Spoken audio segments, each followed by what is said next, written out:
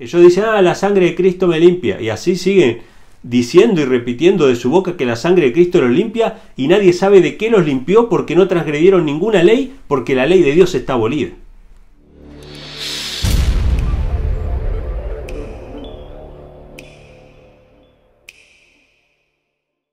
El título del tema podría ser Hechos y no palabras. Hechos y no palabras. Vamos a estar viendo unos pasajes del libro de Santiago, si lo quieren ir buscando. Igual yo voy a introducir con otros pasajes también, pero el centro va a estar en el libro de Santiago. Y esto tiene que ver con lo que venimos hablando en cada sábado acá, ¿no? De huir de la levadura de los fariseos, de huir de la hipocresía. Y esto tiene características muy descritas en la Biblia, porque si hay algo que Dios quiere evitarnos, es que caigamos en el formalismo. O sea, que queriendo buscar la salvación, queriendo buscar la compañía de Dios, queriendo encontrar el camino verdadero, terminemos extraviándonos en el formalismo. Así que Dios, prácticamente en toda su palabra, desde Génesis hasta Apocalipsis, nos advierte constantemente contra el pecado, la levadura de los fariseos, la hipocresía, la falsa religión, etcétera, etcétera. Y hoy vamos a ver en algunos textos del libro de Santiago esta cuestión, que de paso el libro de Santiago es uno de los libros que más me gustan, porque es un libro muy práctico. Es muy práctico, nos quita del ámbito meramente de la teoría y nos pone en la práctica. Nos da muchos ejemplos, ¿no? Si hay una gente ahí con hambre y con frío, y vos le decís andá y tapate y comé algo por ahí, ¿de qué le sirve? No le sirven tus palabras, le sirve que le des la comida y le sirve que le des el abrigo. O sea, los hechos hablan más que las palabras. Y cuando nosotros estamos aconsejando a otros, y esto tiene que ver con el tema que presentó Daniel, ¿no? Nosotros podemos aconsejar a otros y podemos decirle a otros lo que tienen que hacer. Hay que salir al campo, podemos decir nosotros, y nosotros no hacerlo. Hay que comer así, así, asá, y nosotros no hacerlo, ¿no? Hay que tomar tal cosa o cual otra, y nosotros no lo hacemos. Tenemos que hacer esto y aquello, y nosotros... Entonces, cuando nosotros hablamos y somos rápidos para hablar y tardos para actuar, es peor que si no dijéramos nada, que si no testificáramos, porque nuestro testimonio se vuelve en contra de la palabra de Dios. Y la gente recibe un testimonio falso, un testimonio torcido. Este texto de la levadura de los fariseos está en Mateo 23. Después vamos a ir a Santiago, ¿no? Que es el texto central, pero si quieren anoten Mateo 23, versículo 2 y 3. Dice que en la cátedra de Moisés se sientan los escribas y fariseos. Esto lo dijo Jesús, ¿no? Entonces dice, así que todo lo que os digan que guardéis, guardadlo y hacedlo, pero no hagáis conforme a sus obras, porque ellos dicen y no hacen. Esta es la característica fundamental de la hipocresía, ¿no? Decir y no hacer, ¿sí? Y el título es Hechos y no palabras. ¿Por qué? Porque lo peor que podemos hacer nosotros como cristianos es hablar de cosas que no vivimos. Hace poco, en estos últimos días, salió una noticia muy resonada en los medios de que el primer ministro de Inglaterra, Boris Johnson, tuvo que salir a pedir perdón a los medios porque se había ido a una fiesta en medio de las restricciones de la pandemia. Entonces ahí tenemos un clásico ejemplo, ¿no? Los presidentes, políticos que están constantemente diciendo que no hay que salir, que hay que hacer esto, que hay que hacer aquello. Después resulta que ellos no hacen lo que dicen y su mensaje se vuelve, obviamente, nadie les cree. Lo mismo pasó en Argentina. En Argentina encerraron a la gente durante 2 años casi. Mucha gente perdió el trabajo, mucha gente perdió a sus familiares que murieron solos por ahí, no los pudieron acompañar. Mucha gente realmente la pasó muy mal. Básicamente destruyeron un país. Y después se salió a la luz que estos mismos políticos que impusieron las restricciones, ellos hacían fiestas y se reunían, y ellos salieron y pidieron perdón, pero ya la gente no les cree, porque ellos dicen a otros lo que tienen que hacer y no hacen ellos, porque ellos no creen tampoco lo que ellos están diciendo. Y eso es lo que nos puede pasar a nosotros como cristianos. Nosotros le podemos decir a la gente que haga cosas y como nosotros no las practicamos, la gente se va a dar cuenta de que nosotros estamos creyendo una mentira simplemente. Y estas cuestiones que sucedieron con los presidentes y los políticos justamente están evidenciando que ellos están hablando de mentiras, de cosas que ellos no creen. Y como toda mentira se va a caer, con el tiempo se va a caer y la gente se va a dar cuenta. Entonces vamos a ir al texto bíblico porque esto se aplica a nosotros como cristianos. Nosotros somos rápidos, según dice la Biblia, para hablar. Somos rápidos para hablar, pero somos lentos para obrar y para poner en práctica lo que sabemos y que conocemos, ¿no? Entonces, vamos a ir a Santiago capítulo 1, versículo 19. Vamos a leer el versículo 19 casi completo, porque la segunda parte del versículo corresponde al versículo siguiente. Santiago capítulo 1, versículo 19. Dice así: por esto, mis amados hermanos, todo hombre sea presto para oír, tardo para hablar. ¿Sí? Esto es muy interesante. Dios quiere que dediquemos más tiempo a escuchar que a hablar. Que seamos prestos para oír y tardos para hablar. ¿Sí? Nosotros somos al revés. No nos gusta escuchar. No nos gusta escuchar el consejo de un hermano, no nos gusta escuchar las instrucciones. Nos gusta enseñar, nos gusta decir, nos gusta solamente imponer lo que nosotros pensamos. Pero en nuestra relación con Dios también sucede esto. Hoy citaba el hermano Deuteronomio capítulo 28, el versículo 1, y ahí dice, ¿no? Si oyes mi voz. Dios le dice al hombre, si oyes mi voz y guardas mis mandamientos, etcétera, etcétera, etcétera, ahí vienen los versículos, ¿no? Yo te bendeciré, serás bendito en el campo o en la ciudad, donde sea que estés, va a ser bendito, ¿sí? Pero el hombre es rápido para hablar, y ahí podemos ir a Éxodo 19, donde el hombre le dice a Dios, yo voy a hacer todas las cosas que vos dijiste. O sea, el hombre se propone hacer por sus propias fuerzas, después no puede cumplir nada. Lo sabemos porque después en la historia del pueblo de Israel Moisés se fue, hicieron un becerro de oro y lo adoraron y violaron la ley que ellos habían prometido que la habían guardado. Entonces no prometamos que vamos a guardar, no basemos nuestra experiencia en nuestras promesas, en nuestras palabras, en nuestra sabiduría, sino que seamos prestos para oír. Escuchemos la voz de Dios, prestémosle atención a sus palabras, escuchemos su voz a través de su Espíritu constantemente para que no sean nuestras promesas, sino sean nuestras palabras. Entonces, tenemos que ser prestos para oír y tardos para hablar, porque en realidad lo que nosotros hablamos no siempre lo practicamos, ¿no? Y después dice la segunda parte del versículo, tardo para irarse, tardo para irarse.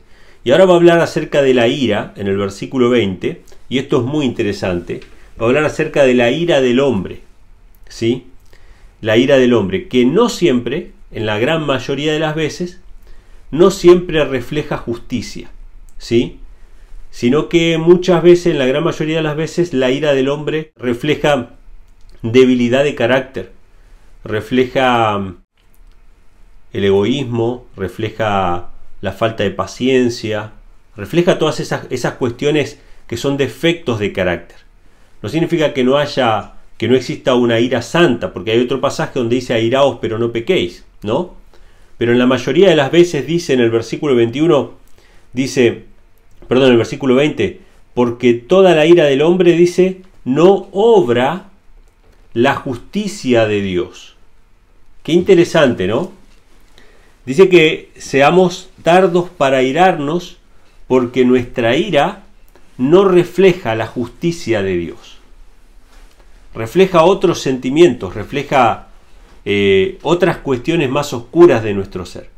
Pero no refleja en la mayoría de los casos la justicia de Dios. Ahora, esto es interesante, ¿no? Porque aparecen dos palabras acá, ¿no? Ira y justicia.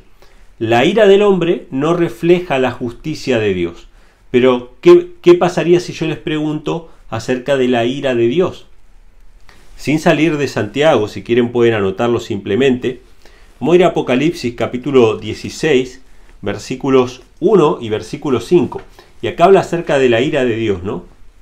Y dice en el versículo 1, oí una gran voz que decía desde el templo a los 7 ángeles, id y derramad las copas de la ira de Dios sobre la tierra. Y bueno, y ahí empiezan los ángeles a derramar las copas de la ira, ¿no? Fue el primero, derramó su copa, etcétera, etcétera. Pero fíjense que en el versículo 5 dice, y el versículo 6, oí al ángel de las aguas que decía, justo eres tú, oh Señor, que eres, que eras y que serás, porque has juzgado así, por cuanto ellos derramaron la sangre de santos y profetas, y tú le has dado a beber sangre, pues lo merecen. O sea, las copas de la ira de Dios sí reflejan la justicia de Dios. Pero la ira del hombre es defectuosa y refleja más bien cuestiones negativas de nuestro carácter, pero no reflejan la justicia de Dios, por lo menos en la mayoría de los casos, ¿no? Entonces en el versículo 21 de Santiago capítulo 1, versículo 21 dice, por lo cual dejad toda inmundicia y superfluidad de malicia, y recibid con mansedumbre la palabra implantada, la cual puede salvar vuestras almas. Dice que dejemos toda inmundicia y superfluidad de malicia. Y esto, superfluidad o las cosas superfluas, las cosas superficiales, las cosas de la apariencia, las cosas externas, de lo que estuvimos hablando en la reunión pasada, ¿no? Son en las que nos fijamos por lo general. Sino que dejando esas cosas de lado, dice, recibamos la palabra, que es la que puede obrar la salvación en nuestra vida, en nuestra alma. Me gusta esta expresión, ¿no? Recibir la palabra. Estas son las formas que tenemos de tratar la palabra, ¿no? Yo siempre lo digo en los temas, en cada presentación. Nosotros podemos juzgar la palabra, interpretar la palabra, ponernos como maestros de la ley, ¿no? Y tratar de determinar qué parte va y qué parte no, qué parte es y cuál parte no es. Esa es una actitud que es la actitud de la teología, la actitud de la crítica, etc.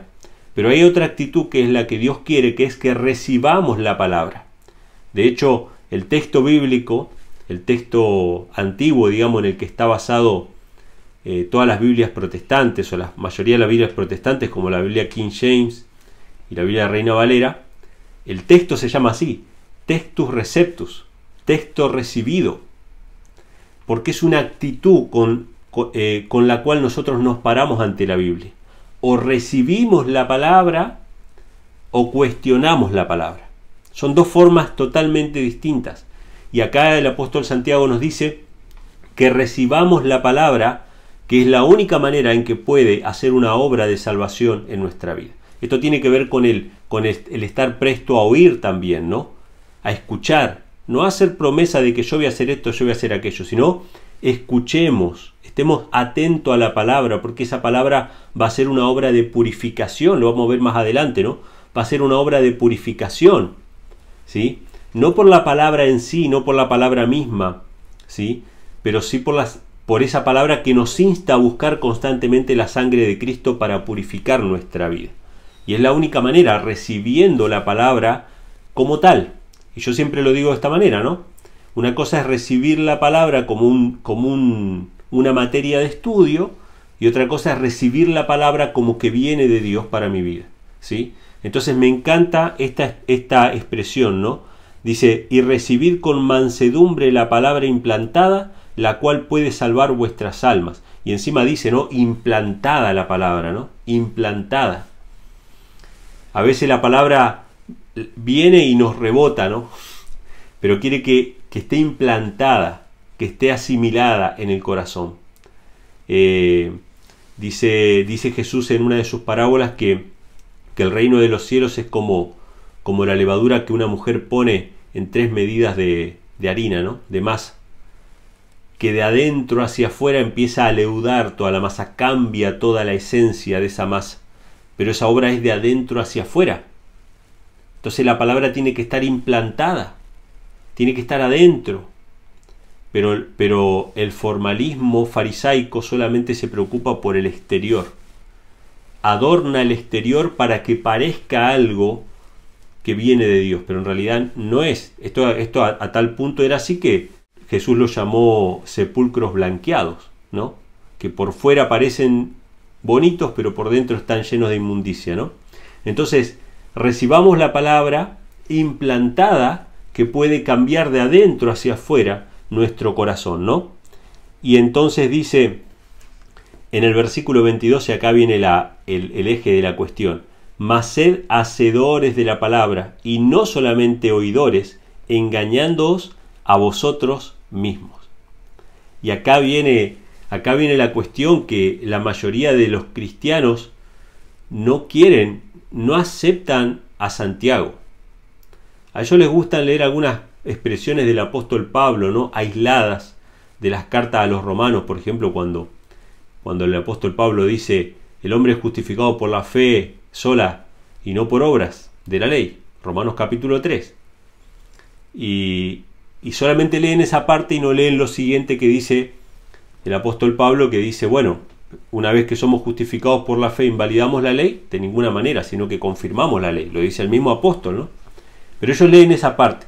Pero como Santiago hace un hincapié y pone la lupa sobre el tema de las obras, de que no se quede en palabras sino en hechos, muchos cristianos rechazan leer a Santiago y no les gusta leer estas palabras. Y entonces acá Santiago dice, ¿no? Sed hacedores de la palabra y no solamente oidores, engañándoos a vosotros mismos. Nosotros podemos tener una apariencia de piedad. Le decimos a los otros que hagan esto, que hagan esto, que hagan aquello, somos rápidos para hablar, pero nosotros en nuestra vida no lo practicamos. Somos oidores de la palabra, pero no somos hacedores de la palabra, ¿sí? Entonces, ahora viene el ejemplo más concreto en el versículo 23. Dice: porque si alguno es oidor de la palabra y no hacedor, este es semejante al hombre que considera en un espejo su rostro natural, ¿sí? Esto es muy interesante, esto me llamó mucho la atención. Dice que el que es oidor de la palabra, pero no hacedor de ella, es semejante a un hombre que se mira al espejo y considera su rostro, ¿sí? Dice: porque el que se considera a sí mismo y se va luego se olvida cómo era. Y yo me ponía a pensar en esto y digo, ¿cómo es que se entiende esta cuestión? Claro, yo no tenía en cuenta lo que eran los espejos en aquella época. Esto es muy interesante, ¿no? Los espejos como nosotros los conocemos hoy no eran como los que eran del primer siglo, cuando se escribió esto. Los espejos del primer siglo no reflejaban el rostro humano mejor que el agua. Si uno se miraba en un charco de agua, se podía ver mucho mejor todavía que en un espejo fabricado por un hombre. Eran espejos de bronce, pulido, ¿sí? Era algo que había que bruñir bien el metal y uno veía su rostro, pero lo veía desfiguradamente. No veía el detalle, como en un espejo actual. De hecho, si ustedes no me creen, pueden ir anótenlo si quieren, 1 Corintios 13:12, el apóstol Pablo dice que ahora vemos oscuramente como por un espejo. Fíjense qué interesante. O sea, ver en un espejo, según la Biblia, y según la época también, ¿no? Pero según la Biblia, acá lo tenemos bien clarito, es mirar oscuramente. El que es oidor de la palabra es semejante a alguien que se mira a un espejo, mira su rostro y se olvida cómo era. Porque a través de un espejo uno se ve oscuramente. Uno se ve de manera imperfecta. Pero, dice en el versículo 25, mas el que mira atentamente en la perfecta ley de la libertad y persevera en ella, no siendo oidor olvidadizo, sino hacedor de la obra, éste será bienaventurado en lo que hace. ¡Wow! ¡Qué tremendo! ¿Qué es lo que nos está diciendo este pasaje? Que la ley de Dios es mejor espejo que el espejo de bronce, que incluso nuestros espejos de nuestra casa, Nosotros nos miramos al espejo hoy en nuestra casa y decimos, mira qué bonitos que somos. Pero si nos miramos en la ley de Dios, esa ley, ese espejo no nos devuelve una buena imagen. Ese espejo es más preciso. Ese espejo ve lo que hay en el corazón, lo que está escondido. Ve más allá de lo superficial. Ve más allá de lo que veían los escribas y fariseos. Los escribas y fariseos se miraban y decían, mirá mi barba, mirá mis filacterias, mirá mi manto, mirá, yo tengo todo, estoy perfecto. Pero el que se mira en la perfecta ley, ese sí que no se olvida de cómo es. Ese no puede andar tranquilo por ahí, ese necesita un Salvador, necesita limpieza, necesita la sangre de Cristo. Entonces no es lo mismo mirarse en un espejo común, que mirarse en la perfecta ley. Y me gusta mucho que acá se lo llama la perfecta ley de la libertad. ¿Por qué será que Dios llama a su ley la ley de la libertad? Esto me gusta muchísimo. ¿Por qué es la ley de la libertad? Porque nadie está obligado, hermanos. Nadie está obligado. Muchos cristianos piensan que los que observamos la ley de Dios lo hacemos por obligación.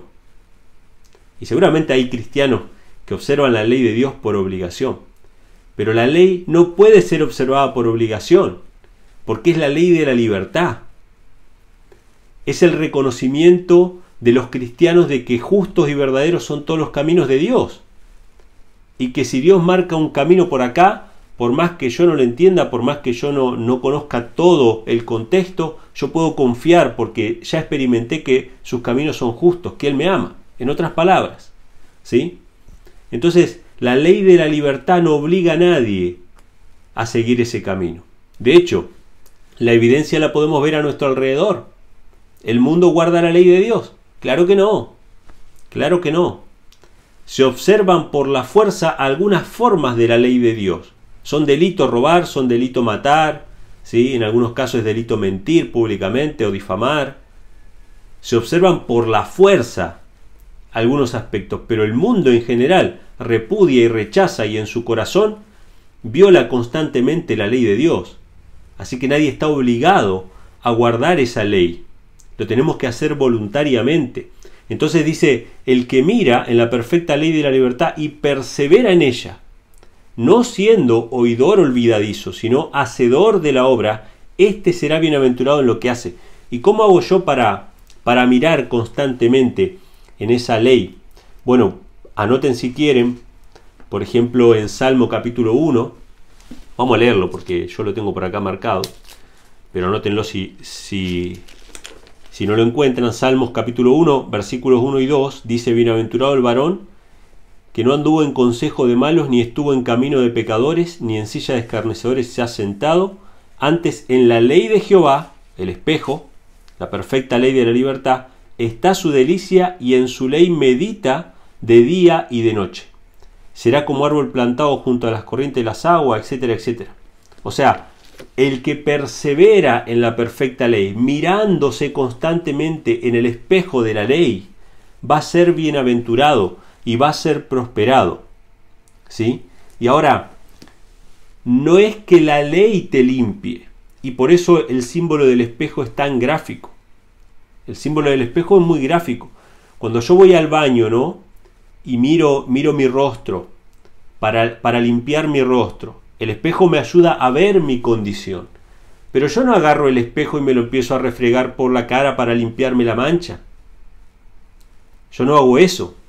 Yo agarro el agua y el jabón, que representan la sangre de Cristo que limpia todo pecado, y me lavo la cara con el agua y el jabón. Y luego me vuelvo a mirar en ese espejo. El espejo no limpia, pero el espejo te muestra tu condición, para que puedas recurrir a aquel que puede limpiarte, que es la sangre de Cristo. Es el lugar de la ley. Entonces solamente los que perseveren en la perfecta ley de la libertad, mirándose constantemente en ese espejo que escudriña nuestro corazón y que nos muestra lo que es correcto y lo que es incorrecto, lo que le agrada y no le agrada a Dios, los que perseveran en eso pueden ser purificados por la sangre de Cristo. Los que no se miran al espejo, ellos se ven perfectos. Ellos dicen, la sangre de Cristo me limpia. Y así siguen diciendo y repitiendo de su boca que la sangre de Cristo los limpia, y nadie sabe de qué los limpió, porque no transgredieron ninguna ley, porque la ley de Dios está abolida. Una tontería. Entonces, sin la ley no puede haber salvación, porque la ley es la que me muestra de qué me tiene que salvar Cristo. La ley es el espejo que escudriña mi corazón. Luego otro pasaje, si quieren anotarlo, acerca de mirar constantemente y perseverar en la ley, está en Deuteronomio 6, versículos 6 al 9, donde dice que esta ley que Dios le manda hoy al pueblo va a estar como frontales entre sus ojos, atada en su mano, pegada en los postes de su casa, en las paredes, y se lo leerás a tus hijos todos los días para que aprenda a temer a Jehová. Era mirar constantemente ese espejo de la perfecta ley para que me muestre el camino y yo pueda recurrir a la sangre de Cristo que me limpia de todo pecado. Y en el versículo 26 dice, si alguno parece ser religioso entre vosotros y no refrena su lengua. Vamos de vuelta a la cuestión.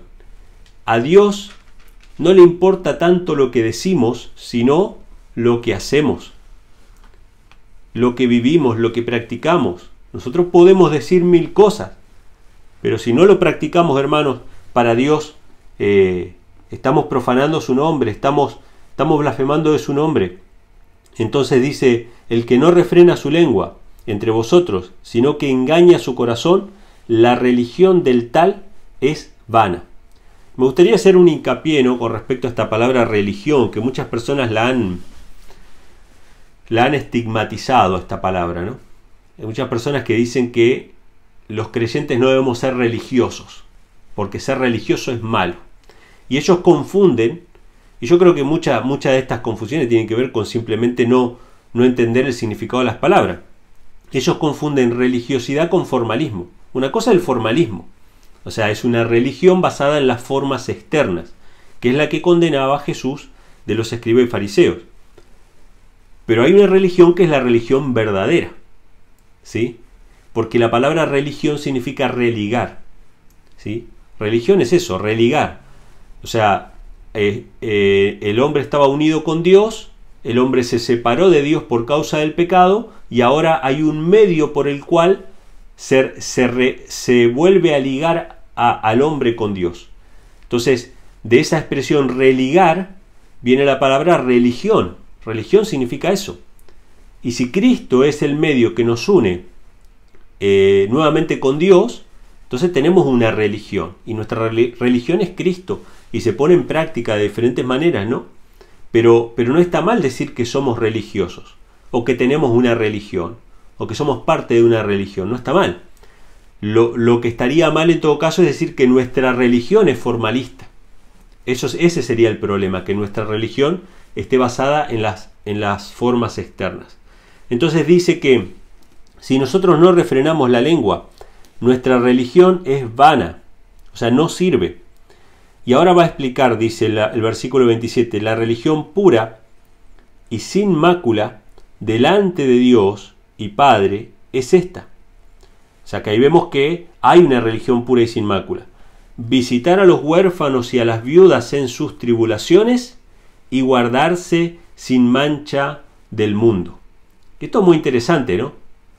Porque alguien podría decir, bueno, si yo me baso solamente en este pasaje, son solamente estas cosas. Hay que visitar a las viudas y a los huérfanos. ¿Usted es viuda? ¿Usted es huérfano? No, entonces no lo visito. No. O sea, evidentemente está dando un ejemplo de entre las muchas cosas que hace la religión verdadera. La religión verdadera visita a las viudas, a los huérfanos, a los pobres, incluso va y predica y da testimonio a los que no sean huérfanos, no sean viudas y no sean pobres y no sean necesitados, pero todos están necesitados de la palabra de Dios. La religión verdadera es hacer el bien sin mirar a quién, como dice un dicho, ¿no?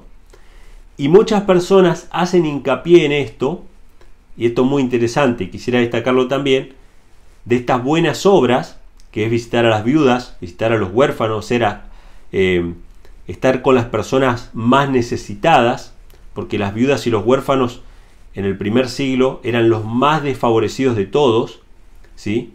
Si una persona era viuda o huérfano, era el que estaba más expuesto, porque podían haber hombres, varones, que fueran pobres, pero se las podían rebuscar. Pero la viuda y el huérfano eran los que estaban más desfavorecidos. Entonces pone como un ejemplo extremo de las personas necesitadas, ¿no? Entonces muchos toman estas palabras de estas personas necesitadas y dicen, bueno, la religión verdadera es simplemente estar ayudando a los necesitados, y se acabó. Pero el versículo dice algo más: guardarse sin mancha del mundo. Y esta es la parte que menos le dan importancia a los cristianos. La religión verdadera es ayudar a los necesitados, pero guardarse sin mancha del mundo. ¿Cómo nos guardamos sin mancha del mundo? Contemplando la palabra, manteniendo en nuestro corazón constantemente la palabra del Señor, mirándonos en ese espejo para ver qué cosas del mundo tenemos en nuestra vida, en nuestro corazón. ¿Sí? Y nuevamente aparece esta expresión, ¿no?, de las manchas. ¿Para qué me miro en el espejo? Para ver cuántas manchas tengo. Y si yo no me miro en el espejo, y si yo no tengo la ley de Dios, y no persevero en ella, no siendo oidor o olvidadizo, sino hacedor de la palabra, hermano, yo no me voy a guardar sin mancha del mal. No voy a tener la religión verdadera. Y puedo ayudar a los pobres, puedo ayudar a la viuda y a los huérfanos, pero puedo ser tan mundano como cualquier otro. Que de hecho hay muchos mundanos que difunden la mundanalidad, que están en el mundo, que difunden la rebelión contra Dios y hacen obras de caridad. ¿Sí? Y con eso tratan de comprar la salvación. ¿Sí? Y la salvación no se puede comprar, no la podemos comprar nosotros, fue pagada por Cristo. Y Cristo está dispuesto a limpiar todos nuestros pecados, pero para limpiar nuestros pecados debemos reconocerlo, y para reconocerlo tenemos que vernos en ese espejo que es la ley de Dios, que lamentablemente ha sido rechazada por la gran mayoría de los cristianos de este tiempo. Entonces, hechos no palabras es el mensaje que quería compartir con ustedes. Espero que les sea de bendición y que puedan tener un feliz sábado.